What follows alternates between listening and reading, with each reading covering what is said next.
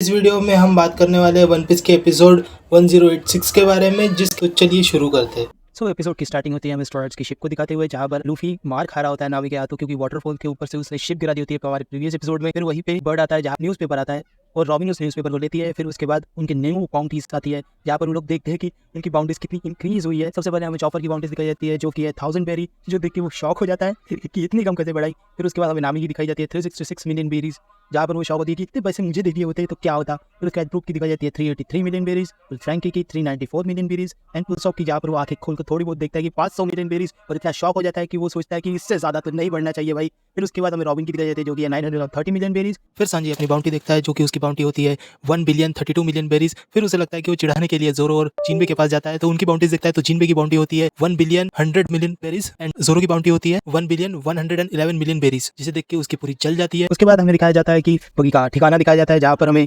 Crocodile और मीहॉक दिखाए जाते हैं कि वो उसे लेकर उसके सर को पकड़ कर बैठे क्रोकोडाइल। और फिर उसके बाद बताता है कि कैसे ये क्रॉस गेट फॉर्म हुआ, जो कि हमने उससे प्रीवियस एपिसोड में देखा कि बगी ने अपना एक क्रॉस गेट बना लिया है, जिसके अंडर काम कर रहे हैं मीहॉक एंड क्रोकोडाइल। तो ये हुआ कैसे, उसके बारे में हमें फ्लैशबैक बताया जाता है, जहाँ पर हमें पहले बताया जाता है कि मीहॉक के ऊपर वॉरलॉर्ड्स का अटैक हो रहा है। जब पहले डिक्लेयर किया जाता है कि सारे के सारे वॉरलॉर्ड सिस्टम बंद कर दिया जाता है from the world government.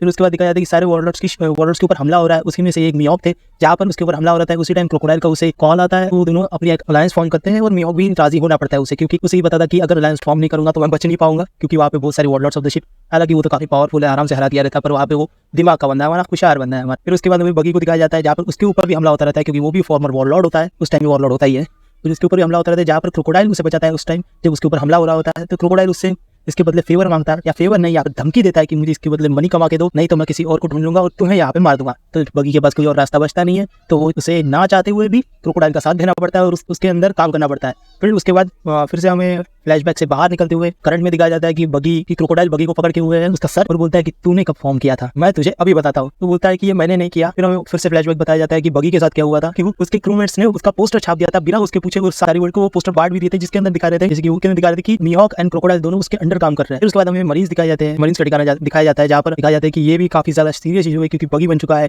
The new emperor of the sea. Crocodile चिढ़ रहा होता है कि उसे क्यों नहीं बनाया गया हो।